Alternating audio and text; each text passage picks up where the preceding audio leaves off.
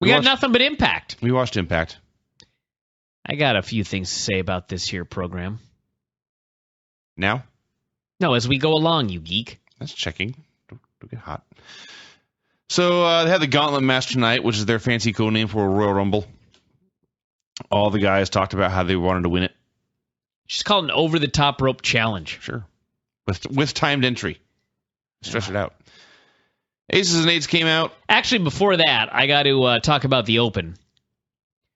So it didn't hit me until I watched their opening recap deal. But Hulk Hogan missed X number of weeks of television, correct? Yes. And they said that he had meetings in Texas and he had meetings in New York, presumably with the heads of Panda and Spike Television. Okay. So after missing Impact Wrestling Television, which, keep in mind, is the only television show that they air every single week, he missed these television episodes in which he is an important, pivotal character in the storylines. He missed them to have meetings with Spike and Panda.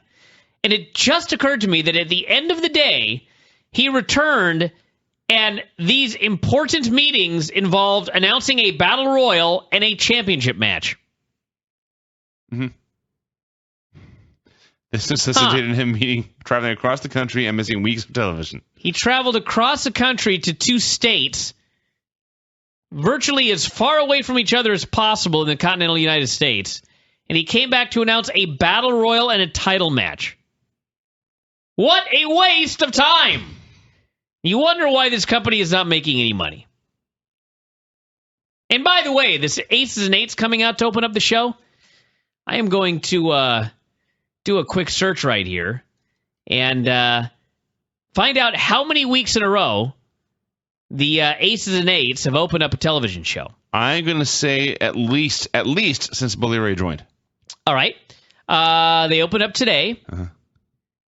On August 30th, they opened up the show.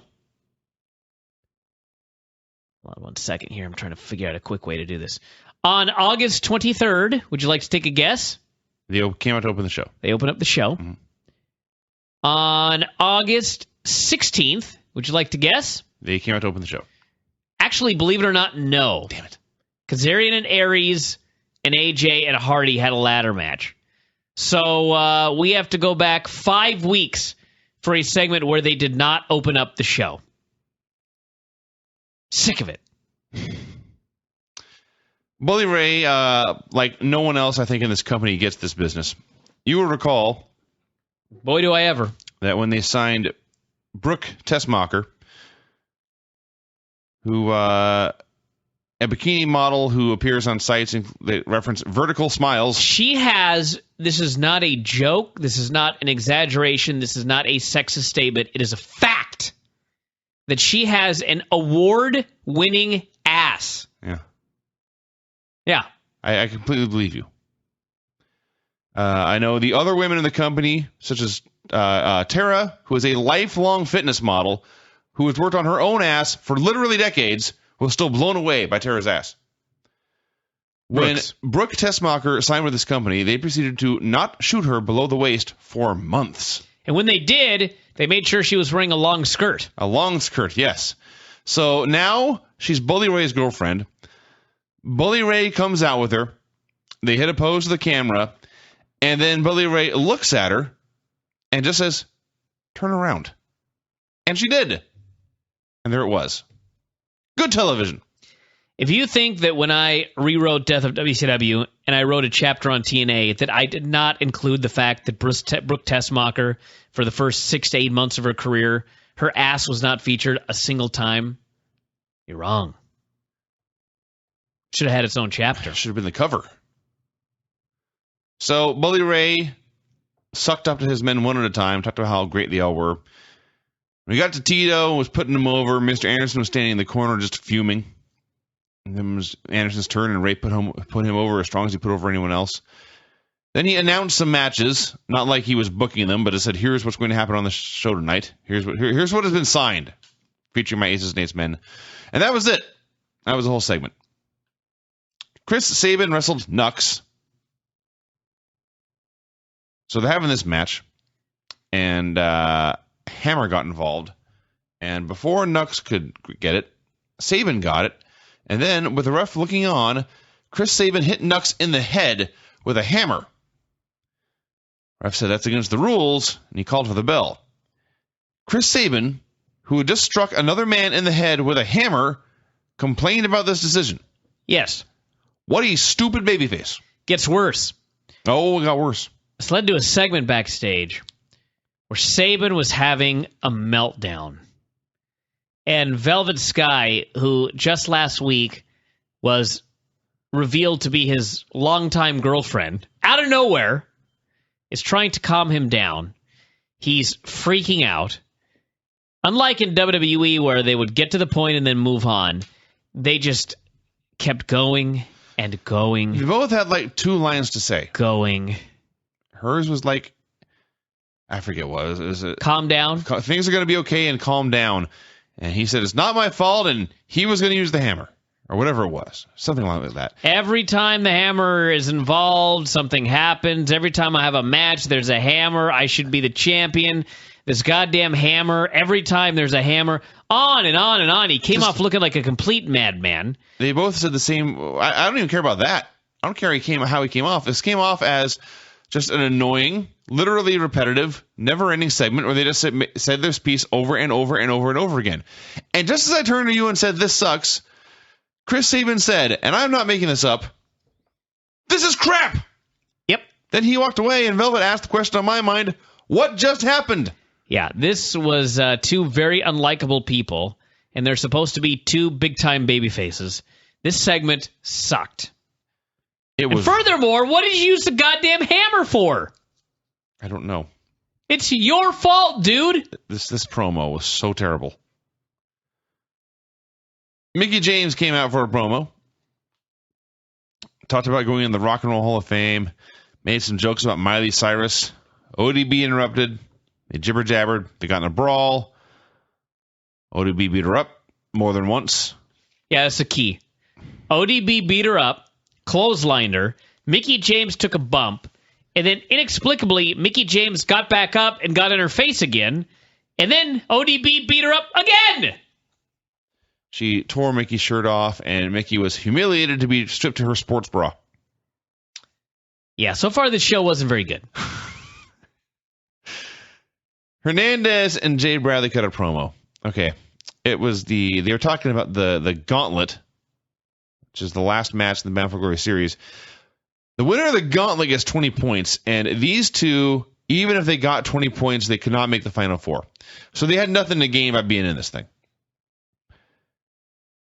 Hernandez. But the key is they explained that Bradley had been paid off, and so his role in the Battle Royal was to try to prevent someone from winning, which would have put them in the Final 4, which obviously one would presume would be AJ. I guess. So, they didn't flat out say it, but that was the idea, that A's and Eights paid him to make sure that AJ didn't win and get 20 points. But, even though they explained what Bradley's incentive was to be in this match, it still doesn't explain why the people in charge of TNA would have put 2 guys in this match who mathematically had 0 chance of making it into the Final 4. I don't know. They could only ruin things, essentially.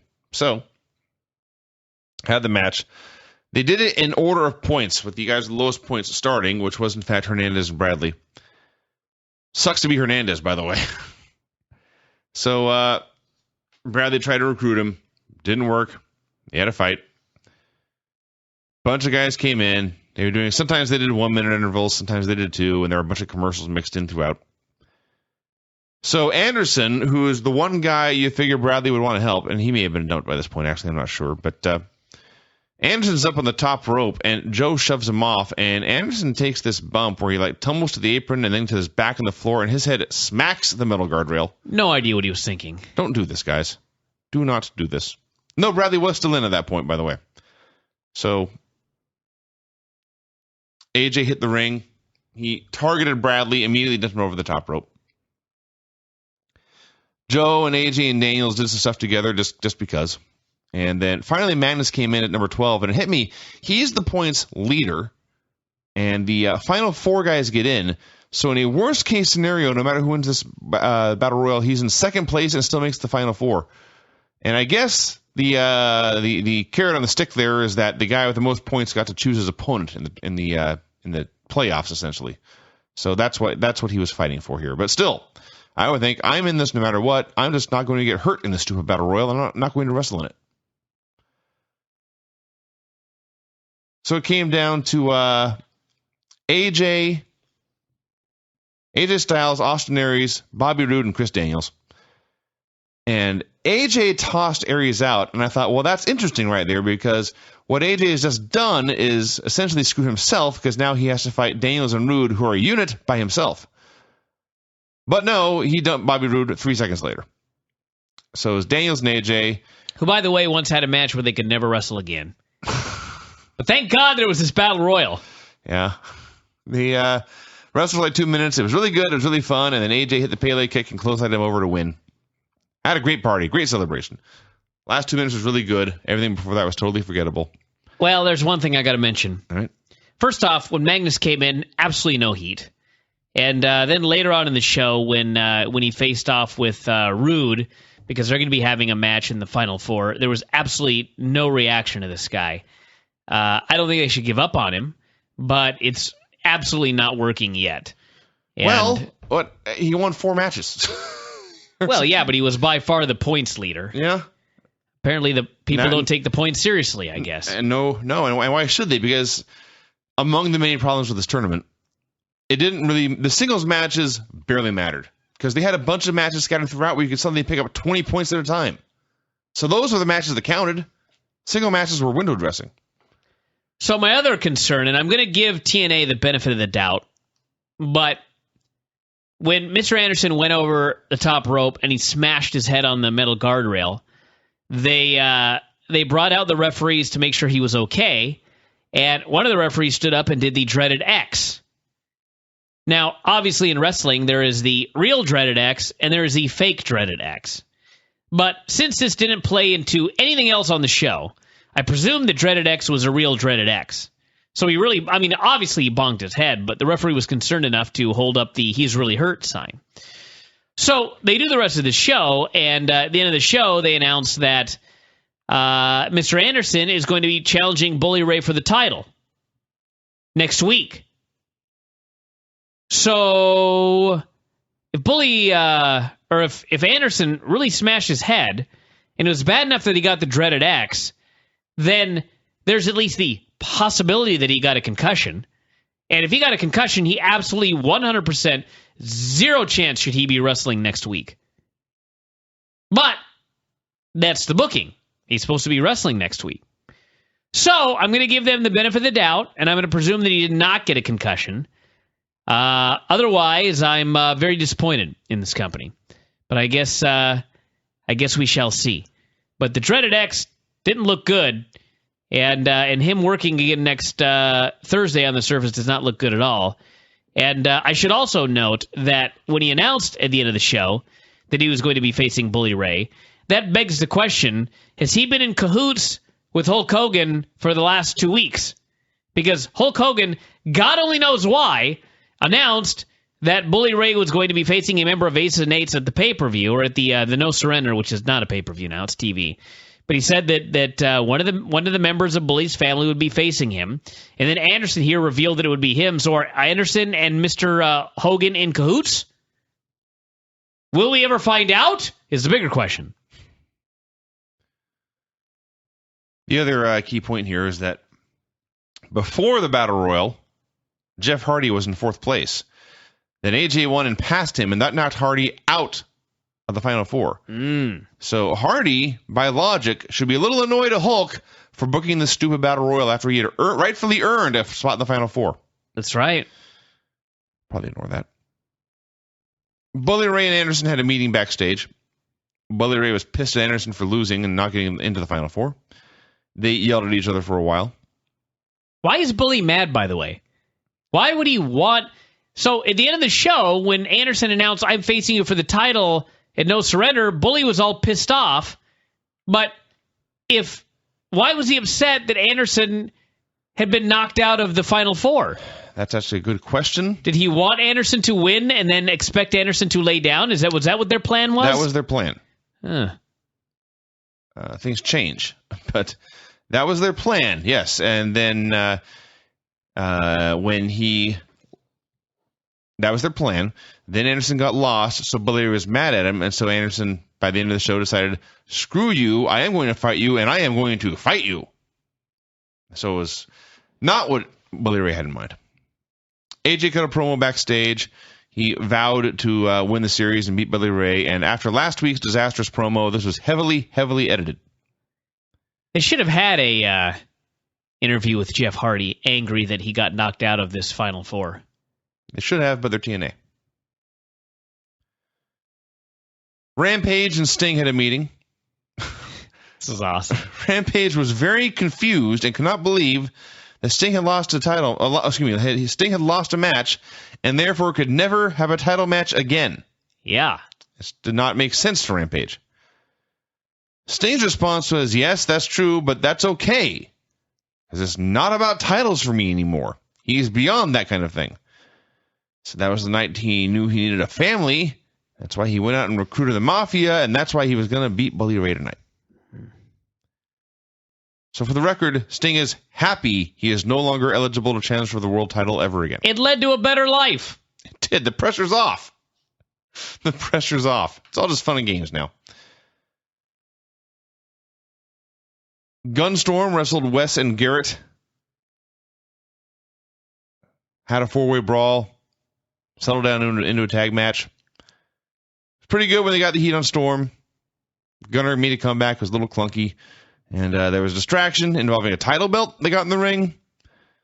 And Garrett hit Gunner with a chain and pinned him. It was a non-title match, and presumably will lead to a title match, but it's TNA, so you just never know anymore. The final four dudes in the Bound for Glory series came out. AJ wearing a baseball cap. AJ wearing a baseball cap. He explained that the biggest blemish on his Bound for Glory series record was Austin Aries, who had beaten him. It must have been somebody else who beat him, but it was Aries that bothered him, I guess, because he picked Aries. I'm sure the other person that beat him wasn't there in the Final Four. That's probably it. So it's AJ and Aries in one matchup, and Aries said, good luck, and the real winners are going to be the fans. It's a terribly cheesy thing to say. And Roode said he's facing Magnus, and he called Magnus the weak link. He admitted Magnus had beaten him earlier, but said he was a better man now, and said he was going to win. And Magnus said he was fighting for his family, and so he was going to win. And none of these promos were particularly original or inspiring. Main event, Sting versus Billy Ray. Hogan came out, and Billy Ray came out accompanied by Brooke, Tito, and Anderson. Yes. Correct. Hulk came out and ejected Tito, but not Brooke or Anderson. No, only Tito. This does lend credence to your theory that Hulk and Anderson were working together. So, Hogan also made the match no DQ. He did some stuff. There were chairs and all sorts of plunder in the ring. Taz passed Billy Ray a knife. A knife! Billy Ray used this to stab Sting and kill him. No, that would have made sense. No, instead he cut up the ring with it. Cut up the apron and stuff, the canvas. Do you remember when they had Tank Abbott and Big Al in WCW? And I believe they were having a pole match. I actually forget the... There's a leather jacket on a pole match. That's right. Yes. And Tank went into business for himself afterwards and pulled a knife. Yes. And swear to God, he pulled a knife and put it up to Big Al's neck, like he's going to slice his throat. This was unplanned. Tank just did it on his own. And then Tony Schiavone tried to explain that Tank is trying to shave Big Al's beard. Forgotten that line. Yeah. And guess who didn't have a beard? Big Al? Big Al, clean shaven. That was on pay-per-view, wasn't it? You got to read this book, everybody. Tank Abbott versus Big Al in a leather jacket on a pole match on pay-per-view. Yeah. I can't believe we haven't seen that in this Aces and Eights feud. I actually do remember. One of them I forget which one it was. The other thing I remember about that match is one of them just stood on the other guy's face. Yeah.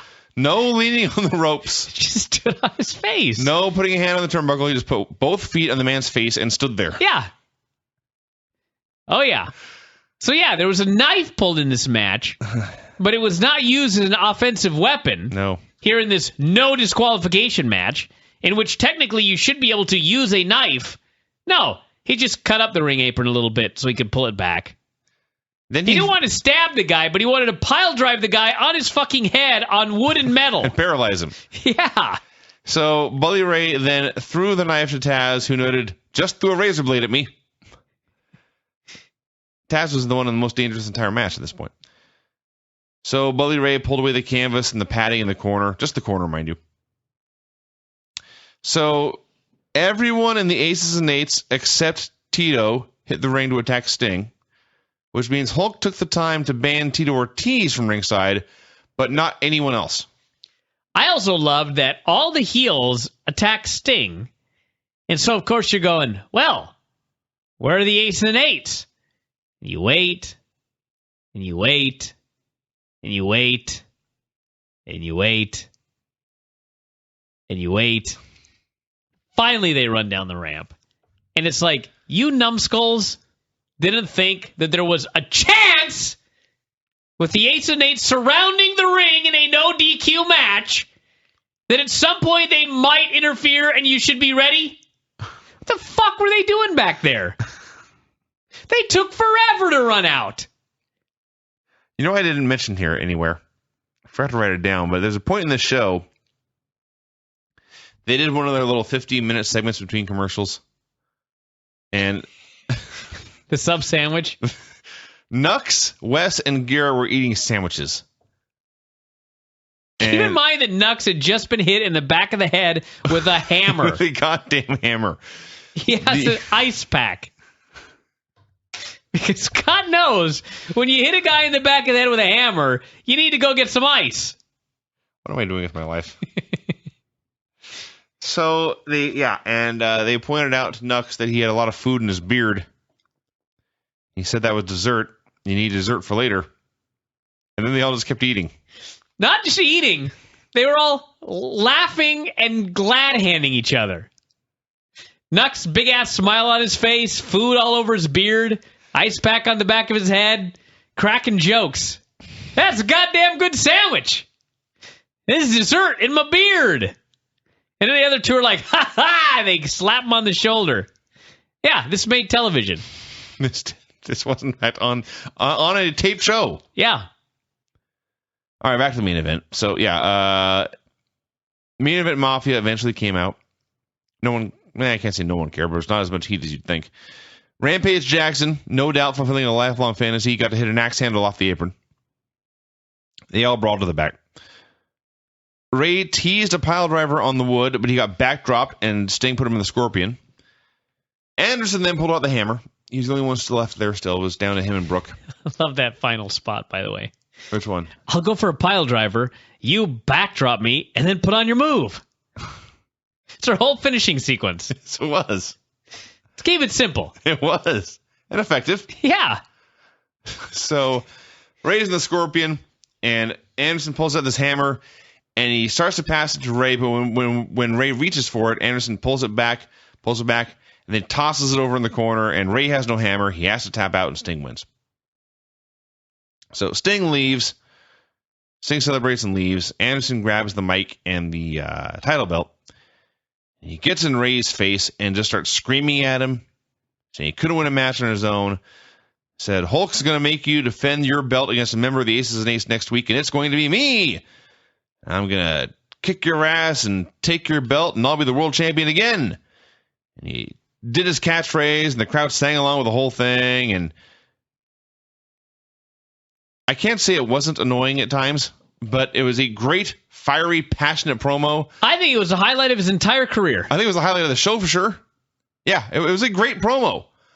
And honestly, the best thing on the show. Yeah, and I think for right now, I'm more excited for that match than I am for the actual Bound for Glory finals. I'd have to go and look at Mr. Anderson's wiki here. to kind of look back over his career, but I'm pretty sure that this would have to have been the best performance of his career. If somebody can find something better, I guess actually he had that cage match with Kurt Angle, which was really awesome. He's had flashes before. Yeah, this was a great one. This was a great promo. Yeah. We'll see if he can back it up in the match. Yeah. It's another story entirely. But that was Impact. Yeah, that was, in fact, Impact, everybody. Yeah, the main event angle I thought was really good. I thought the Mr. Anderson turn was very good. I don't know if he was the original choice or if someone else in Ace and Eights who, actually I think it probably was when they had, who's the other guy besides Knox? The other big guy? Doc? Yeah, I think this was probably originally going to be Doc's role, but after Doc got the hell out of Dodge, they gave the role to Mr. Anderson. But hey, Mr. Anderson, I said it last week, I'll say it again, he has been great in his role. He's been great in his backstage segments. He's been a great actor. He had a great promo here, and hopefully he can have a great match next week. I don't expect him to win the title or anything like that, but which actually is funny because you do a slow build for all this time, then he gets his championship match the next week and doesn't win. I don't know. It seems like that'll kind of kill him dead. What's he going to do then? He's not in Aces and Eights anymore. He's just a guy who didn't win the belt. So we'll see if they can make it work. But that was good. And there was some good stuff in the Battle Royal, and a few good backstage segments, but overall not the best Impact of all time.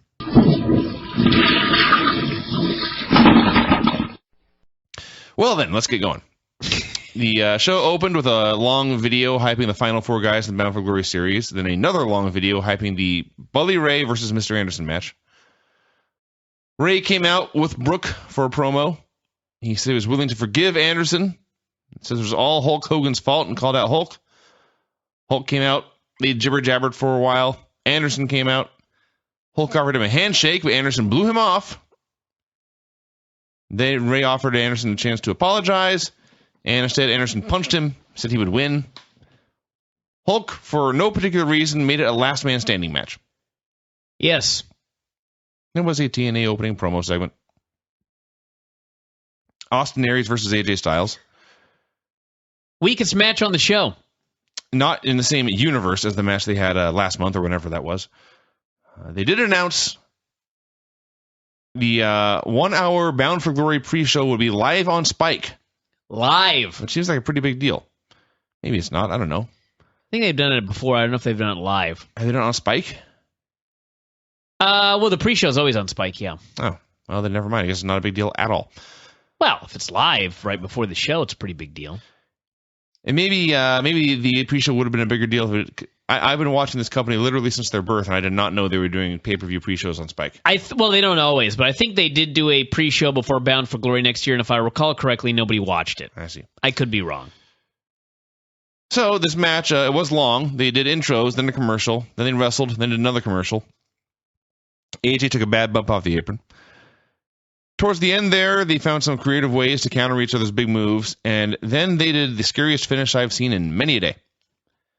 They're up on the top rope, both of them, or they're up on the ropes anyway, and they're trading punches and stuff, and AJ grabs him and he hooks him for a Styles Clash, and you have to understand, AJ was standing in the middle rope facing out, and he hooked Aries in essentially a pile driver position. Then he jumped backwards and dropped it in the Styles Clash, and that was in fact the finish. If he had fucked this up, fatality for sure. But he didn't. Aries is alive. AJ won. Yeah, it was a decent match where both guys just looked like really tired. It just was missing something. Timing was off. I don't know what the deal was. But Styles, the finish was awesome. I will say that. But I do think this was the weakest match on the entire show. And by the way, the Bound for Glory pre-show last year was live, and it was on Spike, and it did less than a 0.3 in the 18 to 49 demographic, and we never got a rating, so nobody watched it. Okay. But they tried. Sting tried to give Magnus a pep talk backstage. Magnus politely, but essentially blew him off and said he knew he was ready for tonight. Sting and Joe were impressed. They showed some members of the St. Louis Rams in the stands, including Bothell High School's own Johnny Hecker. About that. I think he's the only one. He's the punter. Bobby Roode versus Magnus. It was a good TV match. It was better than AJ and Aries, but that's about it. My impression out of this was how it's not just that Magnus won. It's Magnus hit all of his moves.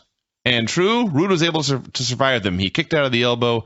He escaped the cloverleaf. But then when Roode went to try his suplex, Magnus escaped it immediately and hit a jackknife cradle for the win.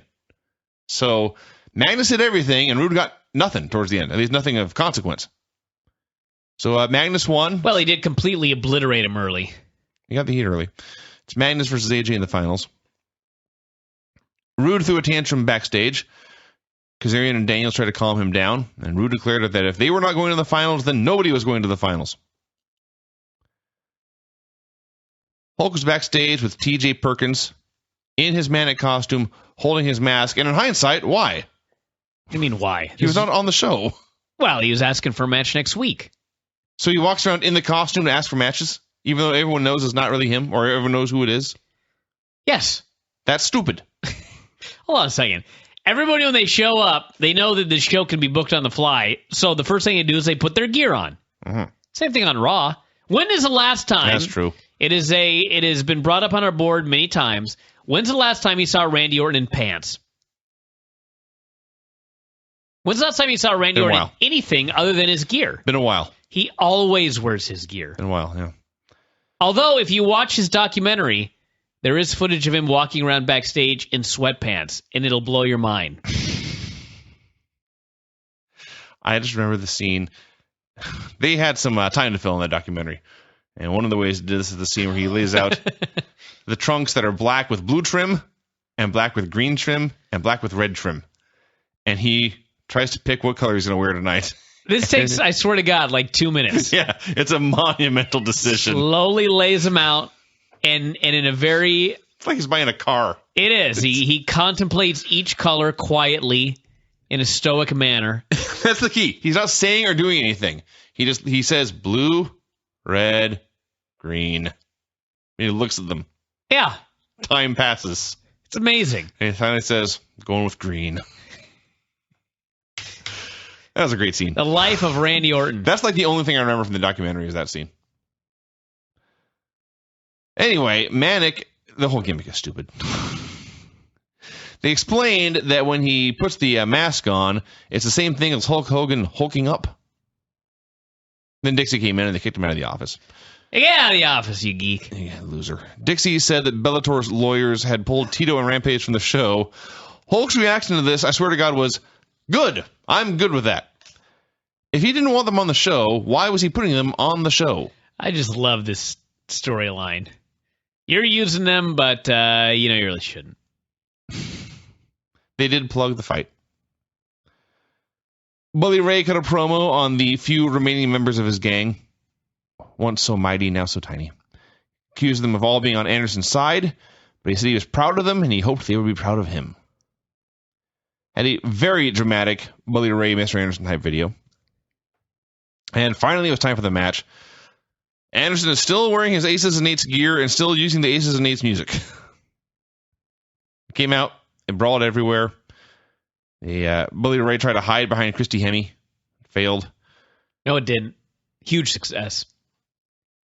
Titties everywhere. I see. This outfit she was wearing. I, honest to God, don't know how she didn't fall out when he was grabbing her. And she looked like she was trying to get away, so she didn't fall out because he was grabbing her. Slit right down the middle. Yeah, she's not shy. It is amazing. So they brawled everywhere, brawled over by the announcers, and did some stuff with a chair, set up a table, but didn't get used. It ended up sitting in the corner forever. So Billy Ray starts getting in Hebner's face.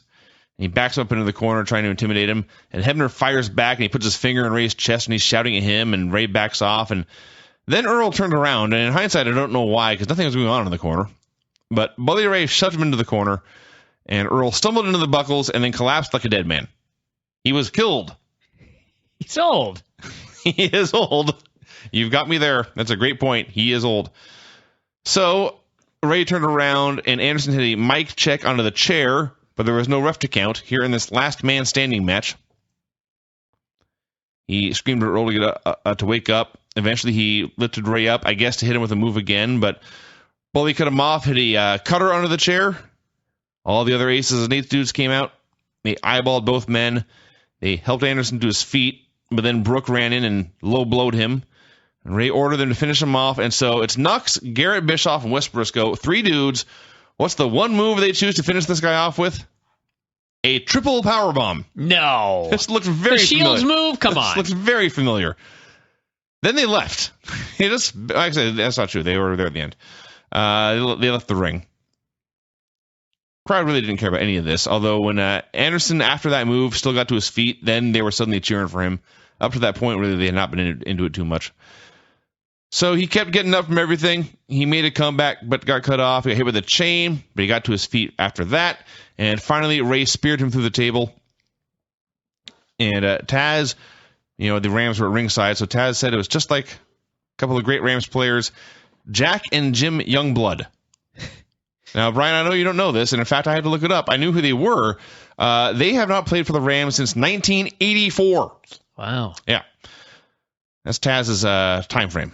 So, anyway, this spear through the table won the match. Anderson could not get up. He could not answer the 10 count. He was knocked out. Ray was the last man standing. And they put a neck brace on Anderson, strapped him to a board, stretchered him out, and then Ray chased them all away, knocked him off the stretcher, and hit a pile driver on the stage. So Anderson is dead. Were you playing checkers during this match or something? No. I thought this was the best match on the show. I thought this entire thing was fucking great. I'll praise it before I nitpick. Anderson was awesome during this match. Bully Ray was awesome during this match. I thought the crowd was totally into the match the whole time. Got into it even more at the end. Anderson gigged after the chain shot, bleeding all over the place. The destruction of Mr. Anderson and the post-match pile driver. This was a classic, old school, kill the guy beaten. He's going to be out for a while, and then he'll come back vowing for revenge. I thought this was absolutely awesome. Now, the negatives. The next segment was a promo with Gunstorm to set up a match with Chavo and Hernandez next week. Why the fuck did we need that on this show? They have Mr. Anderson fighting his ass off. He's nearly killed by this triple powerbomb by the Shield. He fights back valiantly. The place is going absolutely nuts. He refuses to give up.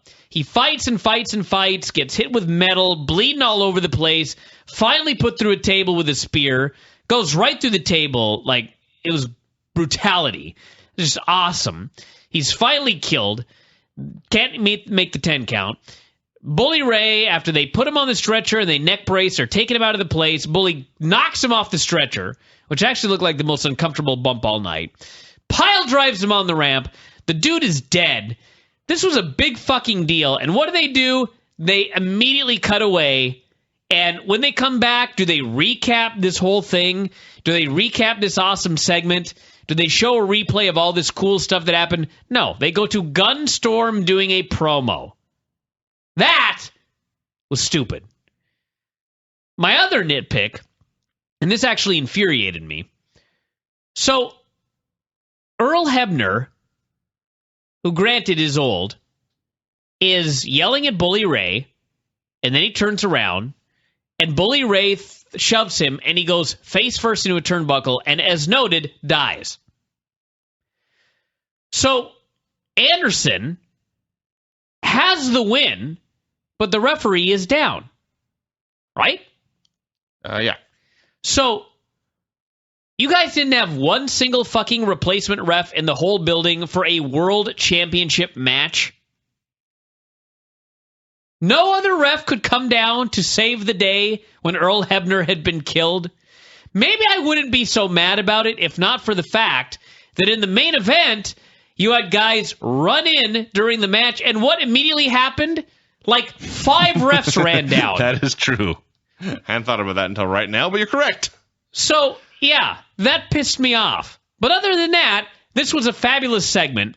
I thought it was the best thing on Impact in a long time, and I think this has been the best run of Anderson's career. He's been great on his promos. He's been great in segments. He had a great match here. Everything about this was great. So, way to go, Mr. Anderson. And obviously, Bully Ray has been awesome. But I thought this was the best thing on the show, even better than the main event, which was very good. It was followed actually not by the Gunstorm promo, although this doesn't change your point. The first thing they showed was the ODB promo. Oh, God. Again, did we need this? No. ODB cut a promo backstage saying she had not been champion in 3 years, said she would win the title next week, then she grabbed her breasts. I just don't understand when you put something together as good as this Anderson Bully Ray deal, and you actually shoot a big angle, that you would cut away and never come back and recap it. You know what I mean? Like, no one's going to remember this in 2 weeks now, when it could have been something that they remembered until after Bound for Glory, and maybe for a while. But nope, it was to the back. Which, in fact, what was that show we reviewed on Tuesday? The Reverse Battle Royal? The Reverse Battle Royal show? Twice in that report, I noted that they went to the back! They always go to the back. They hadn't done it a lot of late, but this was a terrible example of to the back. All I know is I am often, when typing Impact, as one segment is going on, I am finishing typing my notes on the prior segment. That almost never seems to happen with WWE. No, and it happened on the show. I even wrote that down. It was they had Hogan and Manic, and then Dixie came in, and then they cut to Bully with aces and eights, and it was like 3 talking segments in a row. Bam, bam, bam. And if someone doesn't have time to take notes, then you screwed something up. That's my theory. A person should be able to take notes on segments, and if they don't, you're bombarding with the audience with too much information. Yes, it's overkill. So then Gunstorm came out. They said they wanted a match Bound for Glory, but they needed somebody to fight. Chavo and Hernandez came out to talk some shit. Chavo says Storm was a great tag team wrestler, but not as good as himself. Said Gunner was big and strong, but not as strong as Hernandez. So Gunner said, let's have a non-title match next week, and if you beat us, then you can get a title match. The Mexican said, okay. And it was time for the finals. It was AJ Styles versus Magnus. Early on in the match, the crowd began to chant yes, and the director cut away to focus on them. Oh, God. You idiot. Just baffled sometimes. So about 4 minutes in, out comes Kaz and Daniels and Roode. Ego is their name. They beat up both dudes. So you think, okay, they have accomplished their mission. They have determined that nobody was going to make it to the finals, or nobody will win the finals, I guess. Then they go to break. When they come back, Ego is gone, and the match is still going on. Thank God for them refs. They accomplished nothing. They went back and forth, had all their big moves. Crowd was way into this. I thought this was the best match on the show. AJ used a triangle choke, which Taz called a stump puller. Taz. You know what's even more amazing than when he called it a stump puller? When he called it a go-go plata. Because, in fact, there is such a move as a go-go plata. Uh-huh. I guess he would know it because Undertaker does it. But how could you know what a go-go plata is, but not be able to identify a triangle? It's completely baffling. Even I said, isn't that a triangle? It's completely baffling. I wonder if AJ's doing like MMA training or anything like that. Because he actually applied, by wrestling standards, he applied a very good triangle. Usually when guys in wrestling apply triangles, they completely suck. But AJ was trying very hard to apply this triangle correctly. I was very impressed. At least by him. So they ended up having an epic brawl on the top rope. And AJ knocked him to the mat with a series of elbows. And he went up top and hit the spiral tap, which he has not used in a long time. The spinning, I think it's a 450. I think it's a flipping spinning dive. And he landed on the guy and he got the pin. So he wins the Bound for Glory series this year. He had an epic celebration. Magnus was on the apron, looked like he was ready to cry. They pointed out he had put together the big lead in the standings and then failed to win. Great. AJ cut a promo celebrating his win. Talked about his shitty promo from a few weeks back, although that's not quite how he described it. And he said Dixie Carter had not responded to him since then. And if she did not get a hold of him next week, I'm not sure what's going to happen. But he wants to talk to her. And that's how the show ended. He said that he had dropped some bombs, and the biggest bombshell was to come next week. I see. And I've got limited spoilers. I don't know exactly what was talked about, but it sure as hell sounds to me and I could be wrong, everybody, it sounds to me like the storyline they're doing is that AJ is on his way to the biggest show of the year where he's going to get a championship match, and they haven't bothered signing him to a new contract, and he's working without a deal. Are you kidding me? Their own incompetence is now a fucking main event storyline? Yeah. Really? Yeah, I was thinking about this today. I know some people are listening to this and they're going, Bryan, my God. Yes, the referees ran it in the main event, but you're overthinking this when you ask why the referees didn't run it in the world title match. Nobody in the world thought about this except you. You know what? Maybe you're right. I was thinking about this today. Remember when we were kids? Do you remember Star Wars? I'm familiar with it, yes. Yeah, and The Empire Strikes Back and Return of the Jedi. I was really into those movies when I was a kid. And I remember that you could buy books and they would talk about the storylines of these movies and they would point out problems in the storyline. Do you remember this?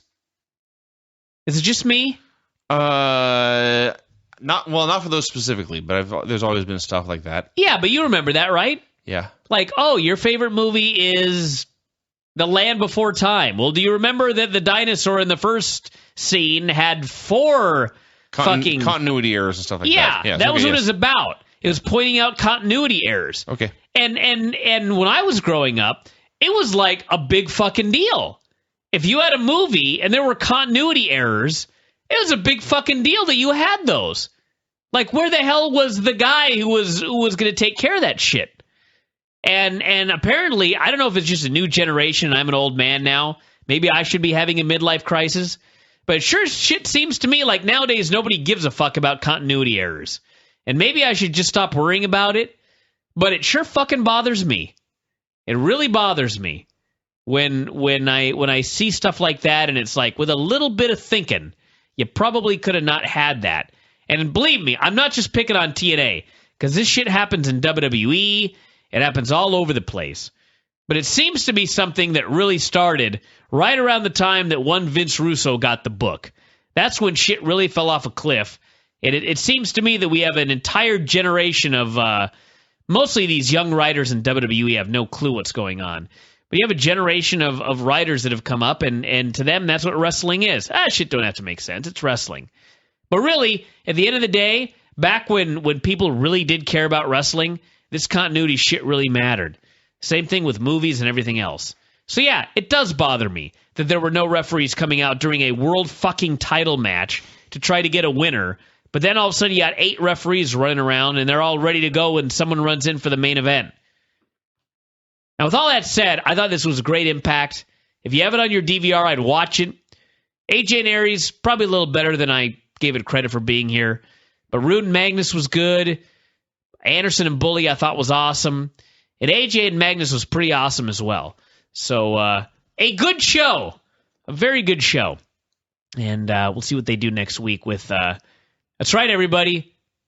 Dixie Carter's going heel. That's what we were missing.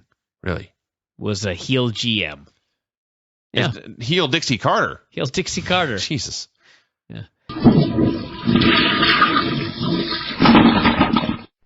Magnus was cutting a promo backstage about losing the Bound for Glory finals. Bobby Roode walked by. They talked some smack. And then Ego laid out Magnus in a 3-on-1 attack. Then immediately, Magnus came down to the ring for a promo. None the worse for wear after being beaten up by 3 men.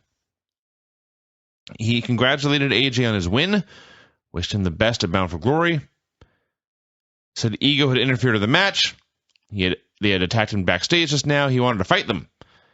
So they came out one at a time, and he fought them off for a while, but there was 3 of them, and they overwhelmed him until finally Samoa Joe and Sting in the ring to make the save, and Sting challenged them to a 6-man tag. You know, the thing that started here and just continued throughout the show is these fans were so tired. You know what I mean? Like, the idea of going on the road is good if... Because the idea was we go on the road, we go to all these new markets, we're going to get all these excited fans that have never had an Impact taping before, and it's going to be great. And sometimes that is the case. when they're actually sort of live. But once you've done the first show, and then you get into the second show, these fans are tired. And he came out here, he made his challenge, Kazarian ran out, the fans were just tired, and then Daniels runs in, and there's just no heat, Roode runs in, and the fans just were, I mean, they'd seen so much in the first taping. They saw the finals of the Bound for Glory tournament, they saw last week's show, which had a lot of good matches, and it was just hard for them to get into this thing, so I don't know. I don't know what they can do. We had a segment backstage with Unmasked Manic, Chris Sabin, and Velvet Sky's amazing dress. She was a vision on this evening. The idea here was that Sabin was wishing Manic luck, but at the same time being kind of a douche about it, and also taking credit for putting the division on the map in the first place and winning the belt multiple times and being a giant star. So Manic kind of blew him off and walked away, and Sabin said, "Come on, Velvet, let's go watch this match." All I know is my notes read, Velvet's boobies. It was an amazing dress. And Sabin did, in fact, turn heel somewhere. I don't even know where or when. Last time we saw him, he was having a tantrum in a god-awful segment with Velvet. He was very angry. This was a zillion times better. In this segment, and then the match that followed, I talked for many times this summer about what a horrible babyface Chris Sabin was, what crappy promos he was cutting. He was more entertaining in these two segments than anything he's done, I think, in 2013. He was. I heard you say that, and I think that he was really good when the match where he won the title. I thought he was good, but as far as like promos and everything like that, yes, he was 8,000 times better here than anything else he's done this year. He was way more believable and way more entertaining. Yes. And also, I'm not sure how this happened, but he looked a good 50 years younger as well. Yeah. So maybe he's hanging out with Velvet. Well, that too, but maybe just the pressure having to pretend to be a babyface was wearing on him. He always looked old when he was, this summer, and then here he did not. So it was Jeff Hardy versus Manic, and Sabin was out there. He was cheerleading in a mocking style, trying to get the fans into it. And I always love watching Jeff Hardy wrestle X Division matches because you think of Jeff as a high flyer and the underdog and the scrappy underdog. Then he gets in there with someone like Manic and just towers over them. He's enormous compared to these tiny men. My favorite part of this match was when Sabin came out and Taz called him a stumble bum. He was not impressed with Sabin's his outfit. His wardrobe, especially because Velvet was out there dressed to the nines. This was as nice as Velvet Sky could possibly look, and Sabin was wearing he was dressed like a stumble bum, a stumble bum, a beanie, unshaven. So had a match. It was fun. Hardy won clean with a senton. Sucks to be the X Division champ. Yes. Sucks to be anyone else in the X Division actually. Sabin got in the ring, still being a giant douche, and he raised Manic's arm and then attacked him and laid him out. And Hardy made the save, and Sabin ran away because he is small and Hardy is big. And Sabin was on the ramp and just started shouting randomly. Sabin ruled here. He was tremendous. I don't want to get on the announcers, especially after the deal last week with the monitors. And it really isn't even probably Mike Tenay's fault, because I'm sure they kind of tell him what to say. But Mike Tenay on the show was just... you got to have credibility as an announcer. And again, I'm sure they write things down for him to say. They have key things for him to say. But he's talking this match about how highly competitive it was before Manic lost. And it was like, no, it wasn't. He sold the whole time. He had a couple of comebacks, and then he got pinned clean by Jeff Hardy. And there were a couple tonight where I don't know. I wish... I'm even asking for this in announcers in 2030. It's just a different business. But your announcer should be somebody where you believe everything he's saying. And that way when he sells you on a pay-per-view that I've got to see this pay-per-view, you're like, okay, I got to see this pay-per-view. That was like Jim Ross's strength everybody always talked about was if a match was bad, he would call it bowling shoe ugly. Remember that? Oh, yeah, that was the obvious one. There's a few. Yeah. I think it was the notorious Jackie Gata tag match. Yeah. It was his worst match of the year one year, I believe. But I think it's that one. But there was a point where somebody pinned someone to win a match, and Jim Ross loudly and passionately declared, "Thank God it's over." I just don't like when I watch a match, and with my own two eyes, I can see that the X Division champion had a match. It went like 2 minutes, and you got beaten clean. And then an announcer is trying to convince me that, in fact, it was highly competitive, and I shouldn't be concerned about this guy losing. I just don't, I don't know. Mickie James wrestled ODB. Mm-hmm. They had a fun match. I did not do a good job. The match deserved a better recap than I gave it, quite frankly. Let's listen to your recap. All right. ODB made her big fiery comeback by roaring defiance and grabbing her boobs. Yeah, that's true. That is begging to be an animated GIF. They went back and forth a bit, and then ODB won with a TKO. A good TV match that I have done a shitty job recapping. Well, yeah, it was better than that. Yeah. So ODB won. She's a champion. Mickey's not.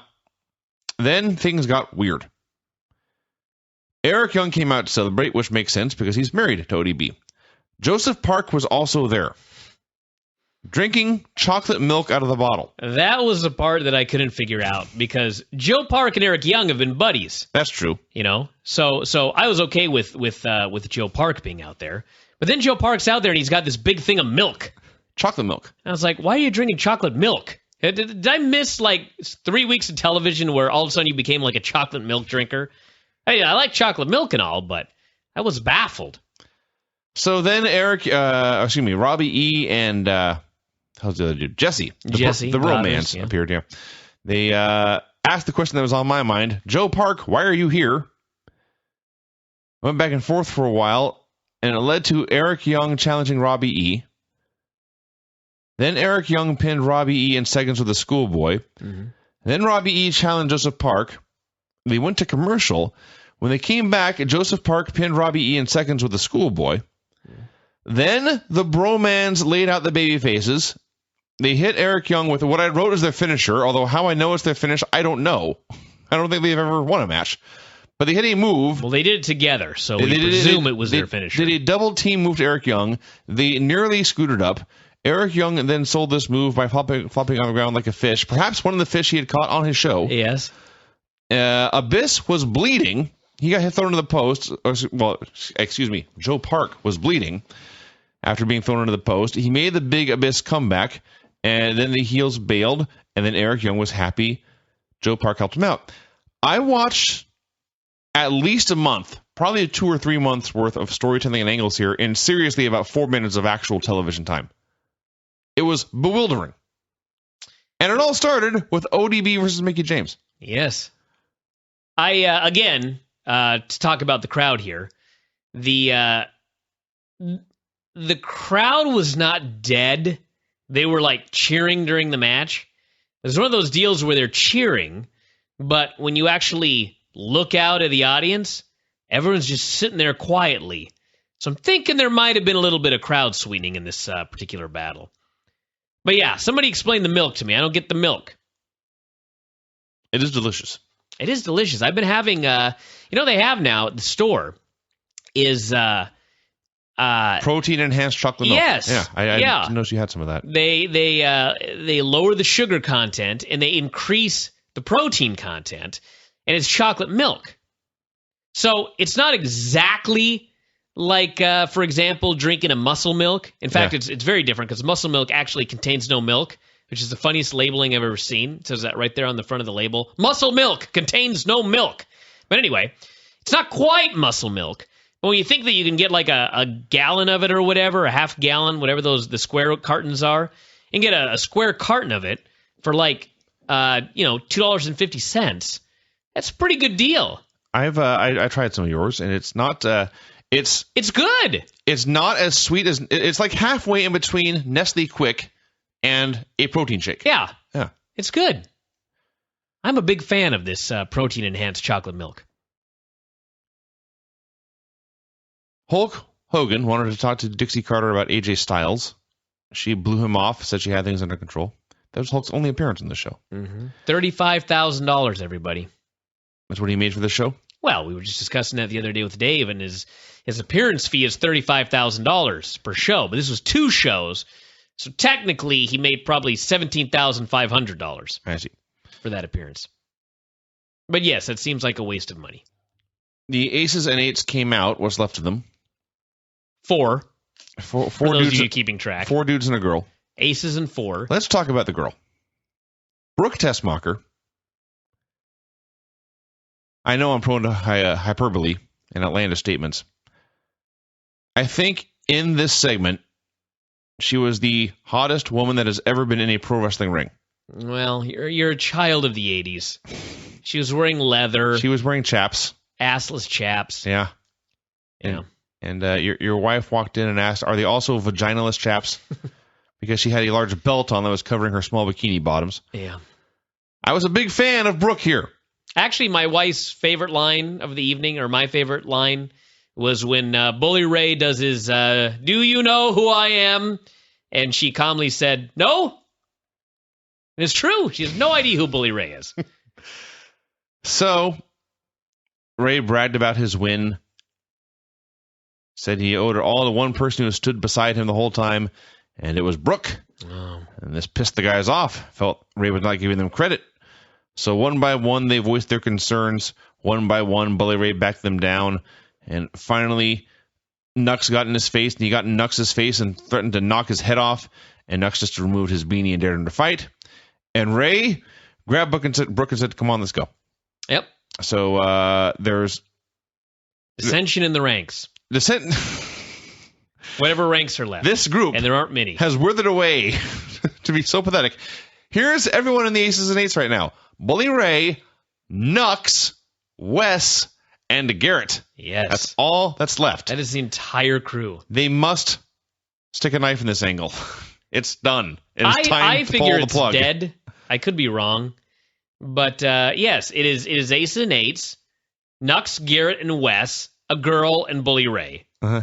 And, yeah. I don't know. I figure they're being disbanded. The big line was when Knox is doing his promo, and he says that you forgot the first rule of Aces and Eights. Bros before hoes. I was like, since when was that the first? All this whole thing's been about hoes everywhere. That's actually true. Every time I used to turn on Aces and Eights, there were hoes, as far as the eye can see. So apparently that was the first line. And by the way, if you're a guy, particularly a single guy, and you're gonna enter a club, and the very first rule is bros before hoes, probably need to go to a different club. Because it ain't gonna be any fun. So yeah, Bully cut him down. Knox won't back down. And yeah. I don't know how much longer this is going to last, because it seems to be dead to me. Someone on Facebook put up a list of a bunch of funky maps. And it's like, here's there's the old Pangea continent with modern countries drawn on it, and then the map of the U.S. with each state resized by population, whatever. And there's one that's just a map of the U.S. with what appear to be random small bits shaded red. And then the map is just labeled area codes in which Ludacris claims to have hoes. It's probably a pretty big map. I tried to forward it to you, but I now, couldn't wait a get it to work second. on my phone. The map has each state resized by... I've seen that one before. That actually wasn't one of them. Let me see that one. Send that one to me. I don't know if I can find it right now. I'll try to find it here after I discuss this next segment. All right. Chavo, Guerrero, and Hernandez came out. They were introduced, the music played, they came out and posed. Then Gunstorm came out, and everyone was ready for a tag match. And suddenly, Chavo piped up and said, oh, no, wait. I am hurt. I can't wrestle. Gunner said, I want to fight. I'll fight Hernandez. And everyone said, cool. So, Gunner fought Hernandez. Earlier in the match, there were passionate chants of USA, which is funny because Hernandez is from Houston. And they settled down after that. It became a mean guy match. They hit some moves. Gunner hit that backbreaker that Sheamus used to use. I guess still does, or he would if he was healthy. And then he pinned him. And he won. That was it. Yeah. The champion pinned the challenger. It's just kind of a... There's two bulls bonking into each other for a while. It was a mean guy match. It was a mean guy match, yes. The main event wrestling match was Ego versus the Main Event Mafia, appropriately enough. Sting is still wrestling in a t-shirt, but he's losing a lot of weight, slimming down. One more big run. You would think. And then not only that, but he did not hide on the apron. They got the heat on him, so he was in there the whole time. Had a very good old-school tag team match. Joe made the big comeback. Broke down into a six-way. Sting put Daniels in the Scorpion, and things got strange. He put Daniels in the Scorpion. Roode went to hit Sting with the baseball bat, but Magnus jumped in the way, so he took the bat shot. So Magnus is lying on his back. Bobby Roode has hit him with a bat, and Bobby Roode is, I don't know, confused? Distressed? I don't know. I couldn't figure this out. I'm not sure honestly. What he should have just shrugged and then pinned the man, which eventually he did. He pinned the man. So Ego won. Magnus took a bat shot for the team and got pinned. I smell a heel turn coming. It's just weird because Roode, I mean, obviously what he was trying to do was he was trying to hit Sting with a bat. But before he could hit Sting with the bat, Magnus jumps in and covers Sting with his body. And so instead of hitting Sting, Roode hits Magnus. And then all of a sudden he's like, oh my God, I hit Magnus with a bat. It's like, well, you were going to hit Sting, right? And then he covers him and pins him. And then he gets up and he puts his hand over his mouth. He's so concerned. I had no idea what was going on here. I had an idea during this match. I figured Magnus must be turning, by the way. But if I ever run a pro wrestling, if I ever run WWE, which I won't, but let's just say, the first thing I would do is I would command the writing team every, let's say, 8 matches, whether they're tag team or singles, every 8 matches or so, I would do a deal where the finish takes place during the heat without a comeback. You know what I mean? Mm-hmm. Because, like, I know this is not a revelation or anything like that, but when you watch this match, you knew it wasn't ending until Sting got the hot tag, right? Right. So you just kind of started zoning out after a while. Sting's getting beaten on. He's getting beaten on. He's getting beaten on. And you're like, all right, he's obviously going to make the hot tag, and then they're going to go to the finish. So if during the middle of this match, let's just say they got the heat on Joe, because he's not really doing anything right now despite being in Main Event Mafia. Let's say you got the heat on Joe, and he's selling, and he's selling, and he's selling, and you're sort of not paying attention at this point because it's every tag match you've ever seen. And all of a sudden, Joe gets pinned. You'd kind of wake up, right? Mm-hmm. So if you do this every, I don't know, maybe even do it every 6 weeks, you have a match where it ends during the heat. You do that, and all of a sudden, the heat's not so boring anymore because the match can end at any time. And in fact, they used to still do it every now and then in Japan. You'll have a match, and it'll end like 2.5 minutes in. The bell will ring, and in 2.5 minutes, you've got to finish. It's not a regular occurrence, but they do it every now and then to remind you that don't just get excited at the 18-minute mark. You should get excited right at the beginning because the finish can happen at any time.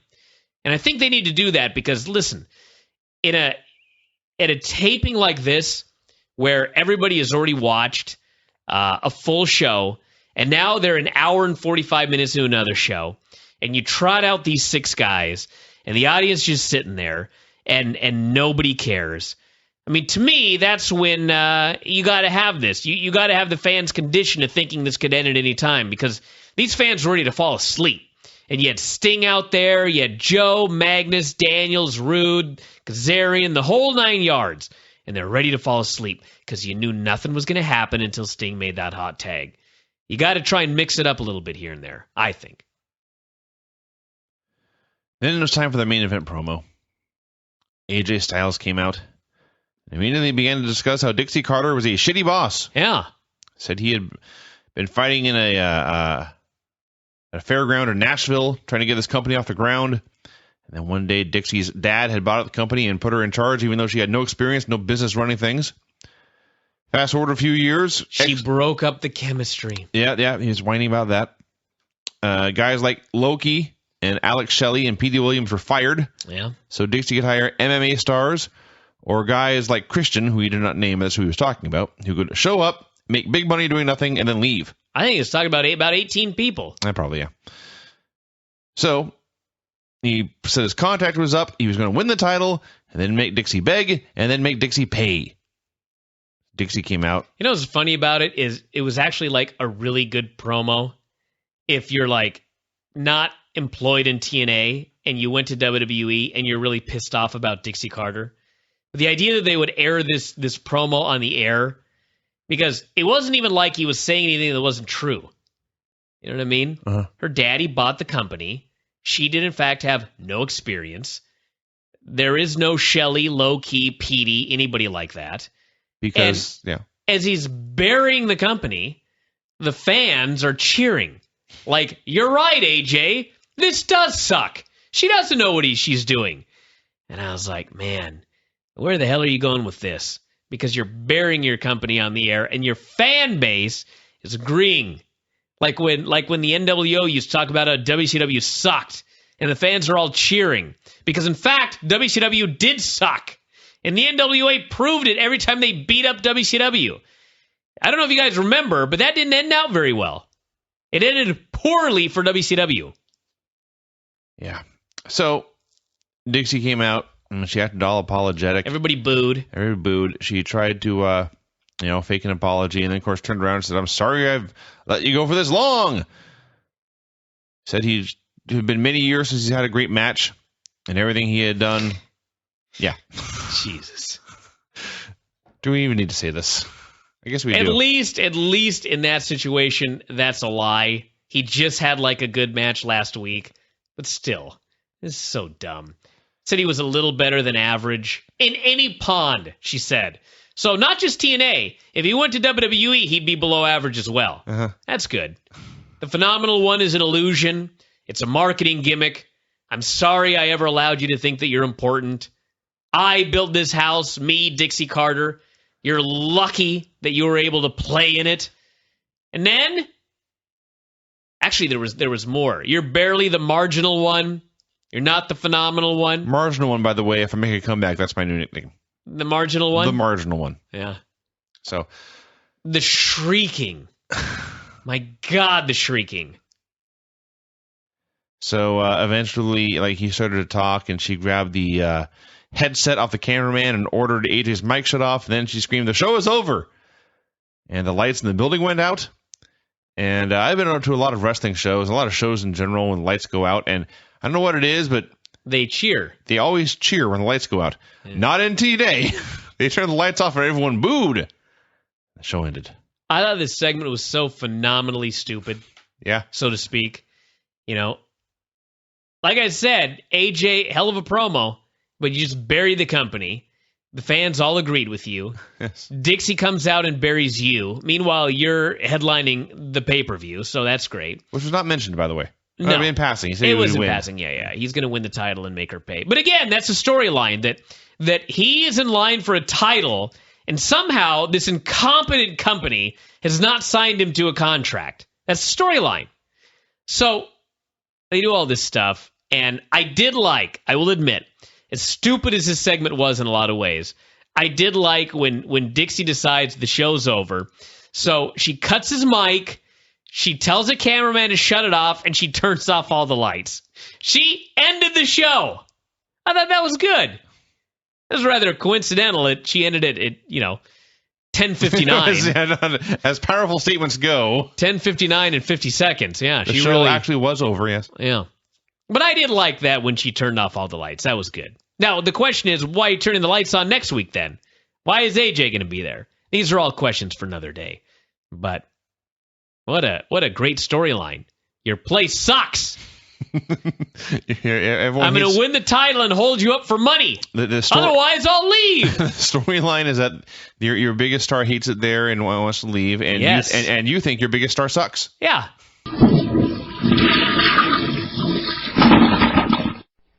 We watched Impact, everyone. Dixie was walking backstage. Sting bumped into her. Couldn't believe what had happened at the end of the show last week. He wanted to know why she was fucking with AJ. Me neither. She told him not to worry about it. And she referred to herself in the third person.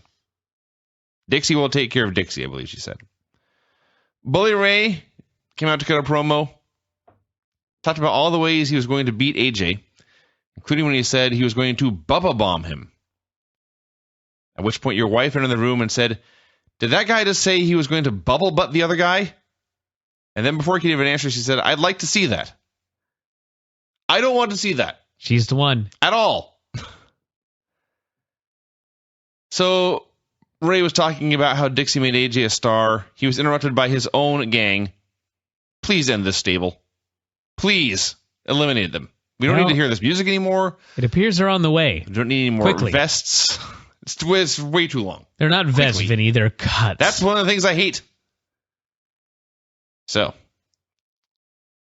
they ran their mouths for a while. Knox called Brooke a hoe. Ray said don't call her a hoe. Fans all chanted hoe. So Ray warned them all to fall in line or he would get rid of them like he did with Anderson and Devon. And then he said the loser of the fall tonight would be fired. Fired. Actually, he said their lights would go out, which means fired. My question is, they're all out there. There's 3 of them left, aside from Bully and his lass. And he's telling them, if you lose tonight, you're out of the club. And all I could think was, why the hell do these people want to be in the club in the first place? That's actually a good one, too. What are they getting out of this club? Speaking of strip clubs, remember when there used to be strippers at every Aces and Eights club meeting? Yep. I haven't seen a stripper in a long time. Nope. I haven't seen a backstage playing crabbage or cribbage or whatever. I said crabbage. I believe you said crabbage. That's what happened when the strippers were around. I haven't seen him backstage playing any games. They have not had any ladies back there. I don't know what they do. Mostly they... what do they do in this club? As far as I can tell, they mope around, they bitch to each other, and fear for their jobs. And they lose. And they lose wrestling matches. Now, yes. it was explained later in the show. Bully said, and I quote, "This is not what I pay you for." So apparently it's some sort of club where they're paid to be members by the president. Yeah. Hell of a club. Joseph Park was about to shave backstage when Eric Young ran up and stopped him. So what would happen if you cut yourself shaving? There's civilians back here. And they agreed that there would be no more shaving for Joe Park on match days. Well, he'll still be able to shave pretty regularly. Yeah.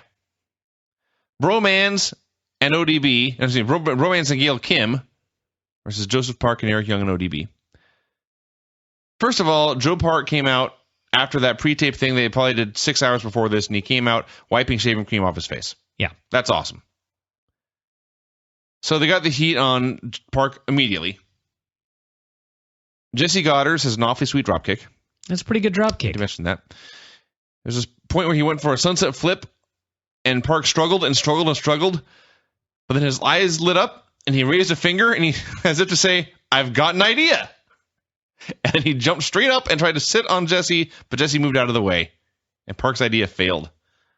They laughed, and they got the heat on Park for a long time, and Joe Park is like the biggest guy in the company and still a great babyface in peril, crawling desperately to the corner, and eventually tagged in Eric Young. Eric Young is really good when he's just wrestling, and he has honest-to-God wrestling gear now, too, like trunks and boots and knee pads. I approve. And he ran wild, and the girls got involved in it for a bit, and ODB assaulted Robbie E with her enormous fake breasts, and then hit Jesse with a splash and a top rope elbow, and then ODB tagged in and pinned him. Stupid question, but are they fake? She's awfully heavy. I would bet heavily. Yeah, I would put the odds heavily on that she has fake breasts. I guess it's not impossible, but yeah. I should note that when Joe Park came out, there are all these fans in the crowd that have Park, and Park towels that they were like. What the hell was that guy's name? Ricky O'Reilly towels? Remember that guy? Ricky Ortiz? He actually was on the show once. He was awesome. Beast Ortiz. Remember from Urban Wrestling? Yeah, I do remember that. Apparently, there's a point in 2010 where she suffered a ruptured implant. Oh, well, then that would suggest that she's got fake breasts. I've seen reports of that everywhere. But anyway, Park, and Park towels.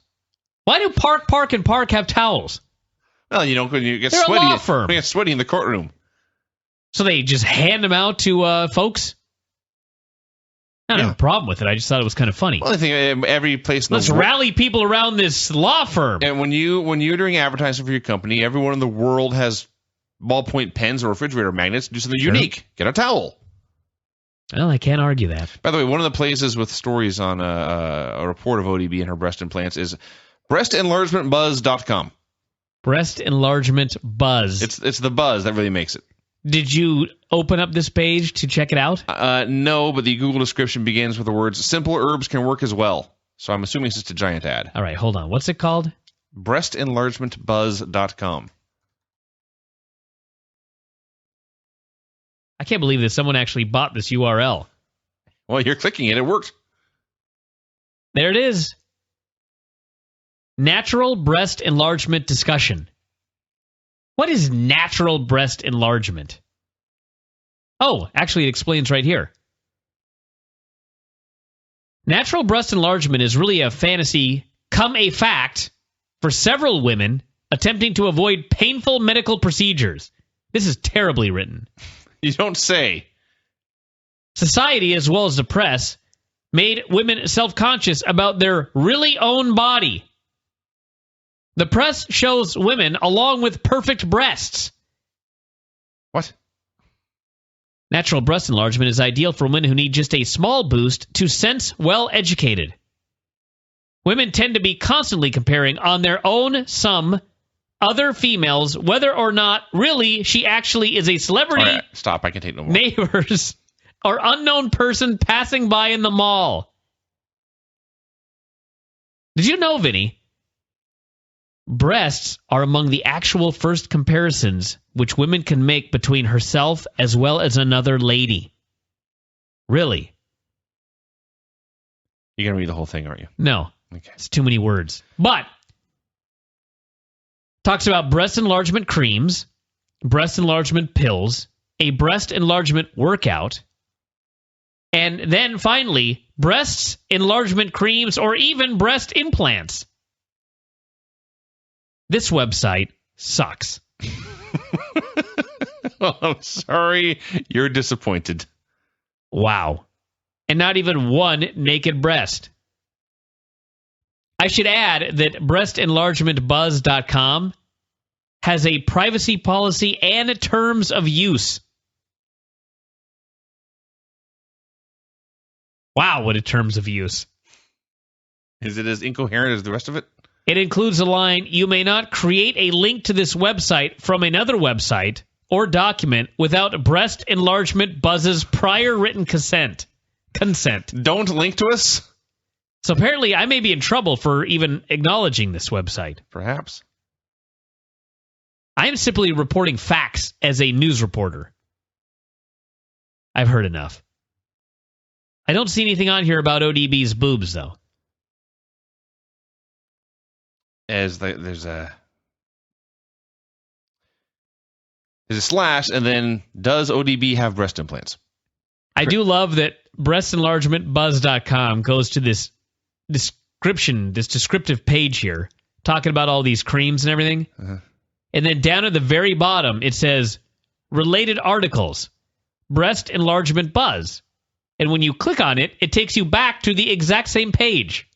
Yeah. When I clicked on the story I had, it just goes to something called breastactives.com. Which Breast Actives? Yes. That's what it says. Check this out now. Wow. This was way different. Oh, this is a product. Yeah. How about that? A 3-step natural enhancement system using only all-natural ingredients. There are pills and creams which can help you develop, Vinny, the shapely curves that you're after. Excellent. Wow. There's before and after photos down at the bottom of that page. And there's a photo, and then it says in letters clear as day, stock photos. Also, results not typical. Oh, my God. They're trying so hard to sell these pills and this cream that they've got a thing down here at the bottom that says, it's a link to CBS. Women who get breast implants are more likely than other women to commit suicide. So in other words, buy their product or you could die. Yes. It's not very nice. All right. Oh, that was fun. How the fuck were we? Babyface won that match. That's where we were. Yeah. Hogan was backstage saying he was going to fix all this crap, which he has in fact been saying for 4 years. Austin Aries came out for a promo and was talking about how last year he was in the main event of Bound for Glory, and this year, whatever match he was in was going to be the main event. And he started to talk about his goals for this year when Kenny King came out. And for about an hour, Kenny King spoke. He actually did a good promo.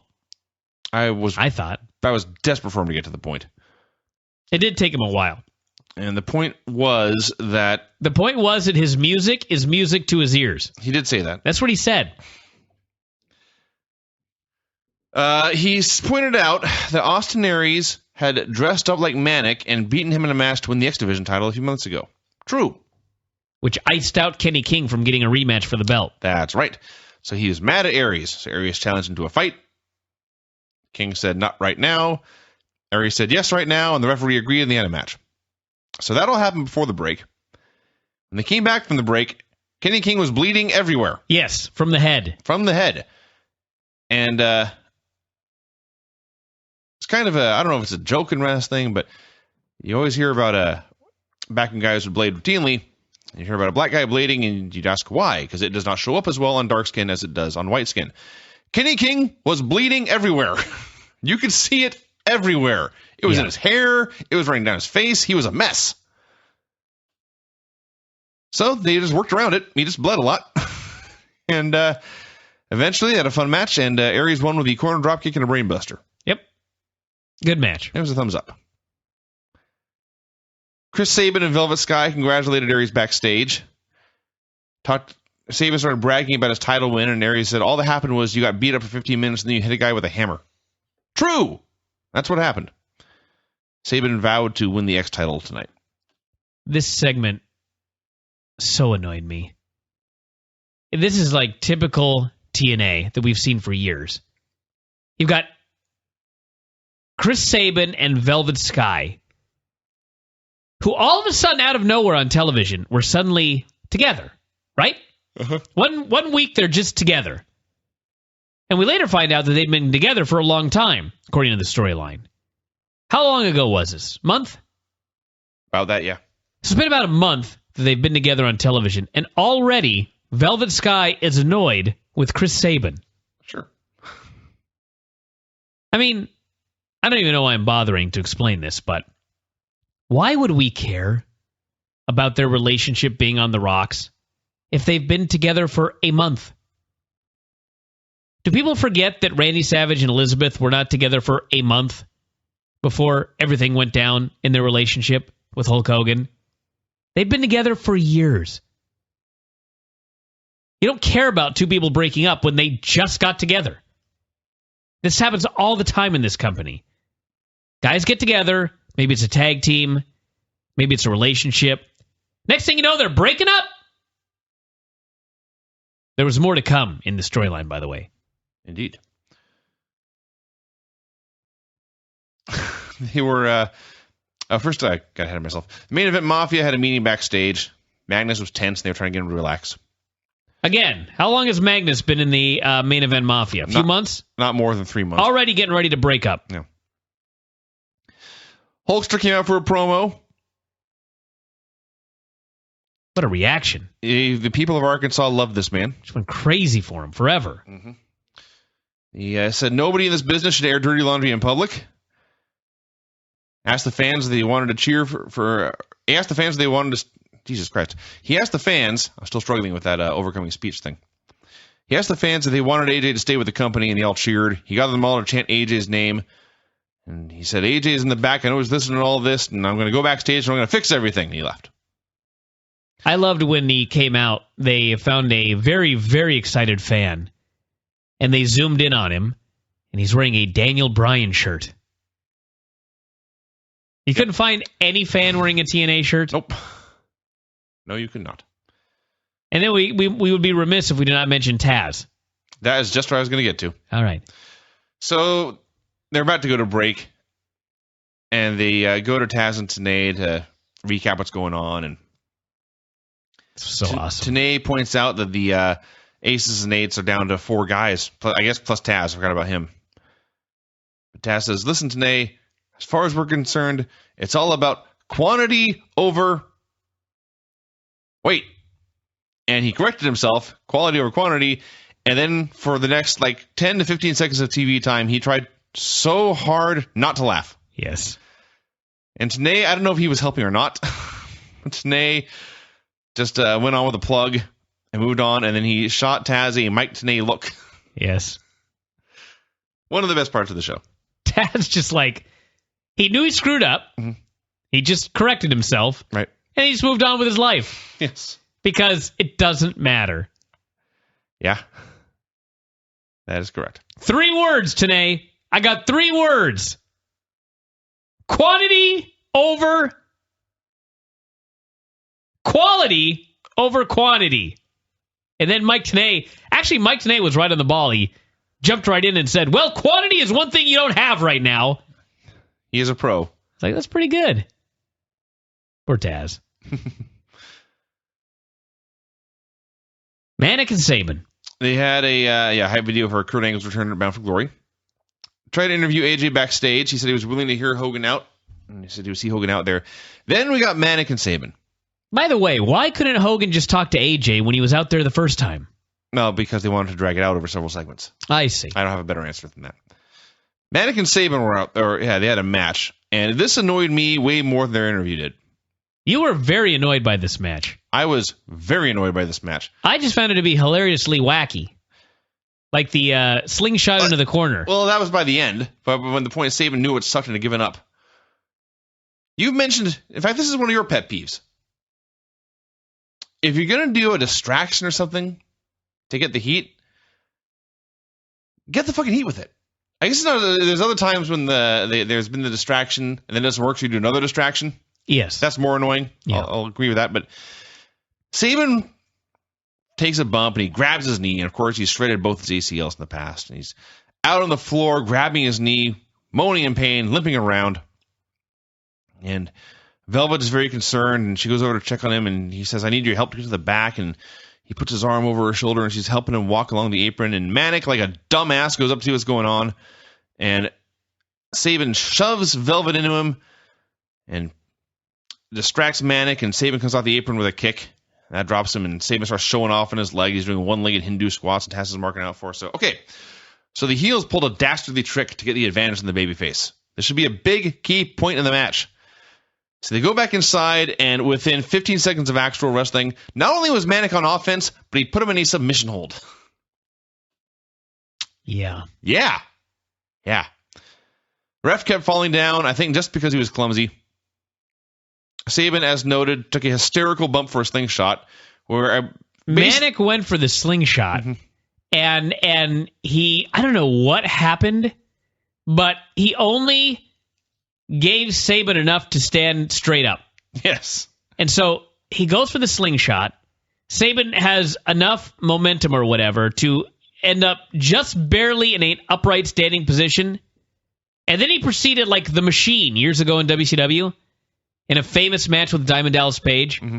He proceeds to stand there for a moment and then leap with his arms and legs outstretched like a frog and smash into the top turnbuckle. It's his arms that really made it great. Yes. He went flying forward with his arms stretched out over his head like he was attempting to fly. Yes. By the way, I got to tell this story. Speaking of frogs. So, Art Bell has a new show. I've heard. On Sirius 104, Indie Talk, Monday through Thursday, 7 o'clock p.m. Pacific, 10 Eastern. Don't even bother listening to this show if that show's on. Just go listen to the real show. But anyway, he has Richard C. Hoagland on, a classic Art Bell guest. This is the guy that is convinced that there's a face and ancient structures on Mars and the moon. Okay, yeah. Who admits everyone thinks he's crazy. But it was actually a great show with Richard Hoagland. But Hoagland sends a bunch of pictures to Art's website because he wants the people to look at these pictures and determine if they believe that these are rocks or fuel pumps. Those are the only options? Basically. Well, I actually, voted rocks. I think so, actually. But he was trying to convince people that these were ancient fuel pumps on Mars. Anyway, so I'm on Art Bell's website, and I'm scrolling down the pictures. And, like, there's a picture of the moon. There's a picture of a rock that's supposedly a fuel pump. And then you scroll down a little farther, and he's got a picture of a rocket taking off from the Earth. Okay? Mm-hmm. And it's like the camera's down below, and you see like the big giant plume of smoke and fire, and this rocket is taken off towards the moon or the Mars or whatever. And in the upper left-hand corner of the screen is a frog. Oh, right. Apparently, have you seen this? I think you linked to it. I didn't see I saw a frame shot, a screen This capture. frog is being shot into the atmosphere by this launch. And I can laugh about it because they believe the frog survived. I'm skeptical upon seeing this picture. But this frog looks exactly like Chris Sabin when he took this bump into the turnbuckle. Hang on a second here. I'm going to find the picture right now. That's what I do. I'm going to find it and I'm going to send it to you. Frog, rocket, Yeah, type in frog launch. rocket launch. See if it comes up. If it doesn't, I'm going to find it here. Yep. You found it? Confirm that is in fact what Chris Sabin looked like. Is that not awesome? Look at that poor little frog. I also like, by the way, another one where a spider climbed on the camera lens, so it appears an enormous arachnid is attacking the space shuttle. Yes. That poor little frog. Frog photobomb. Is that what it says? Frog photobomb? That's one headline. Hold on. Search tools. Giant leap for frog kind.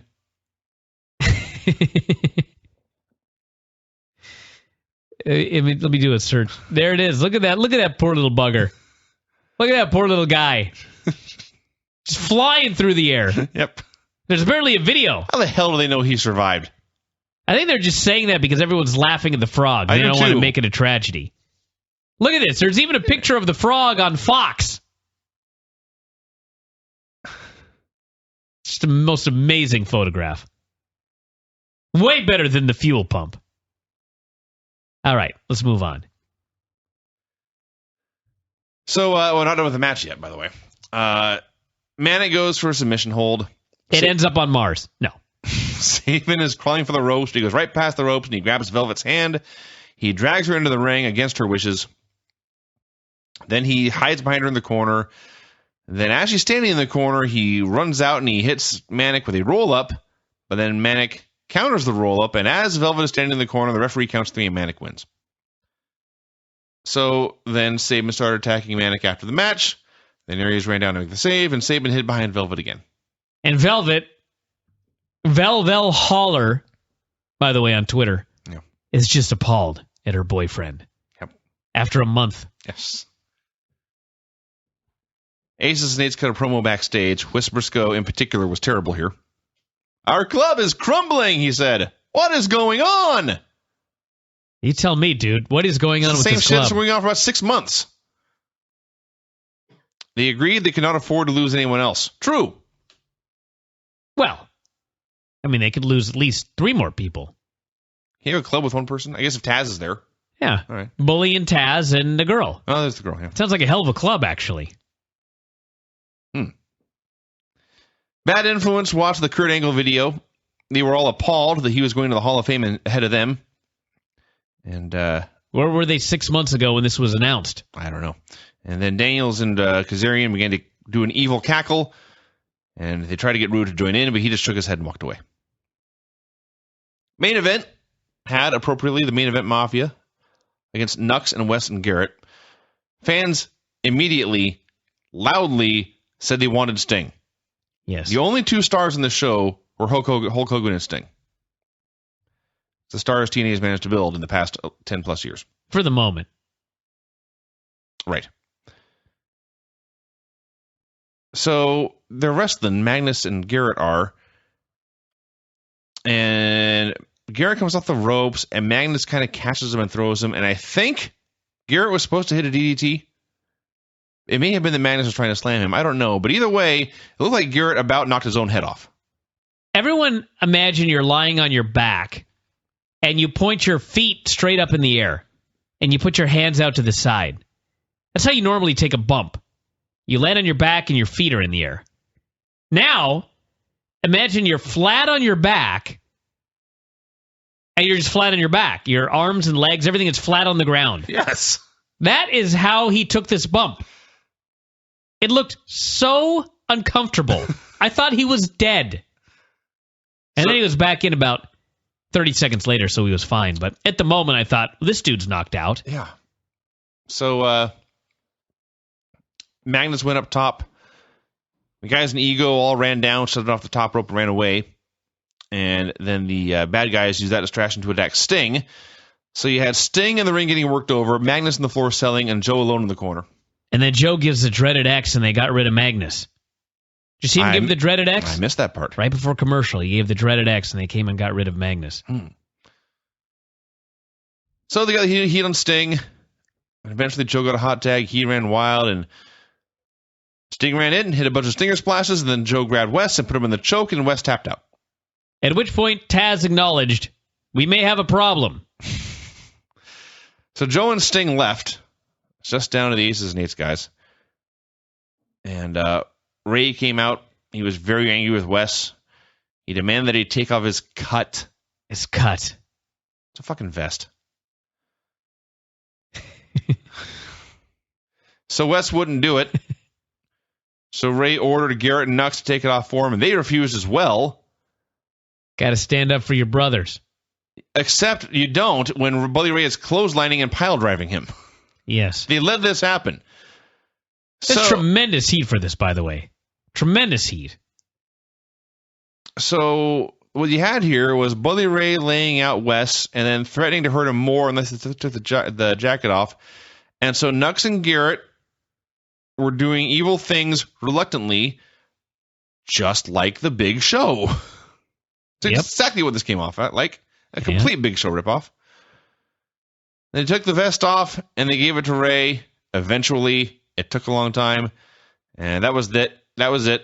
So the roll call of the aces and eights are one wrestler, one announcer, one girl, and two pissed off guys. Yep. Who don't want to be there. I actually thought this was a great segment. The heat was great. And it's kind of funny because, like, just goes to show that if you do a long-term storyline, even if it's not the best storyline in the world, and believe me, Aces and Eights is not the best storyline in the world. Oh, no. But you do it long enough, and you just keep on keeping on, and you get to a segment like this, and the people, I could not believe how much the people were into this. Bully is asking him to take off his jacket, and the fans are chanting, no, no, no. Yeah, chanting, no, no, no. Don't take it off. Oh, Brian, my God, I can't believe this. They were not chanting for Wes Brisco. But they kind of were. It was amazing. Like, they were into this angle. So, more power to them. I also like that only in TNA, they bring these guys from WWE. They got to change all their names. And nobody in TNA can seem to remember what their names are.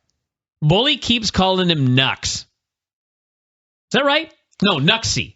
Yeah. Nuxie. Yeah. Actually, I apologize for my rant because that is his name. It was Knox in WWE. Was Knox with an O in WWE. All right. It's Knox in TNA, but they didn't make that clear, and it took us like 3 months to figure that out. It did take me a while to figure that out. Now they do keep calling him Bubba. There are several people that keep calling him Bubba, and it's supposed to be Bully. That's but true. I apologize. They are doing it right with Knox. So it's time for the main event segment. Hogan came out, called out AJ. AJ came out. Hulk said, you got a title shot coming up. I can't have a champion without a contract. Sign this contract, please. And what do you think AJ said, everybody? He said, all right. Yep. He looked insulted and offended for about 4 seconds. Then he signed it and said, I'm yours. Yep. What a rebel. And I thought... I didn't know if he had signed, but when I first heard him say this, I thought he said, up yours. Like he had refused to sign. I'm confused because wasn't the whole point of last week's angle that He's very disgruntled. Mm-hmm. He's very upset at Dixie. Mm-hmm. And so he's going to hold her up for like millions of dollars. The point of last week's promo is that TNA is a horrible company to work for. But that was his idea, right? He said, I'm going to hold you up for money. Yeah. And so after he said he was going to hold her up for money, she came into the ring and buried him. Right. So somehow that led to him coming out this week and immediately agreeing to re-sign with the company? Yes. Just because Hulk Hogan asked him? Right. Huh. Well, you know what? In fairness, we didn't read the contract. That is true. Perhaps it could have been for billions of dollars. It increased his salary tenfold for all we know. It should have been a blank contract with $1 billion written on it in giant letters. Yeah, he should have had a contract. He should have had one of those big giant game show checks. Yes. Or even better, just a giant canvas sack with a dollar sign on the side. Yes. Just a bag full of money. Yes. We should have a company. We may soon. This one may be available. If WCW was sold for $2.5 million, I'll bet I could get this for $250,000. I'm sure I could do a Kickstarter and buy TNA. Oh, Christ. All right. So AJ signed the contract. Happily employed man. Then Dixie came out and said, Hulk, you just work here. And you're just an employee. And you may value AJ, but I don't. And she tore up AJ's contract, told him to leave, and AJ did. There's nothing like the storyline where you've got a heel owner who has no eye for talent. You know what I mean? Dude, this whole... You find AJ Styles marginal in storyline. Yeah. You, Dixie Carter, find AJ marginal, and you're fine with him leaving your company. Yeah. There's between being a heel and being an idiot. I think. It should be. Yeah, this is very stupid. This is very, very, very, very stupid. She tore it up, and he said she'd made the biggest mistake of her life. Mm-hmm. She told him to get out of the ring. And then, what do you think AJ did when she said, get out of my ring? If you guessed he got out of her ring, you were correct. So this left Dixie and Hulk alone. Hulk was very confused. Dixie said Hulk was not happy with her. The fans were not happy with her, but they didn't understand her life. She began to bury people who attacked her on Twitter. This caused Hulk Hogan to shake his head. Hulk Hogan just buried his face in his hands. Hulk was awesome here. Then Dixie started talking about being part of the 1%. Now the 99% did not know how hard it was to be her. And she said she's going to give Hulk a week to think about things. Either he wants to be on her team or he can lose his job. So that's how Impact ended. Not with AJ Styles and Billy Ray, not with any other wrestlers, but with two 50-year-old rich people arguing about who has more power. She knows he'll make the right decision. Do you know how next week's show ends? I don't. I'm going to do a spoiler, everybody. If you don't want to hear it, just fast forward a while. Next week's show ends with the Hulkster deciding he doesn't want to be on Team Dixie. And so he quits. And so she gets on her knees and she hugs his leg and begs him not to leave, crying and weeping. And this builds up Bound for Glory. How? I don't know. Is there a pool for how long this company will last? I guess there was one 11 years ago. Yeah. This is so fucking stupid. Vinny's lost his mind, everybody. And you know what's sad? This is not in the bottom 10% of Impact things I've... No. This show was fine for the most part. This show, compared to the history of Impact Wrestling, was above average. Yeah. Yeah. You know, when I buy TNA for $250,000, I'm not going to employ Eric Bischoff. Or Hulk Hogan. No. Unless Hogan agrees to come in for free. Then we'll talk. I'll plug his new restaurant.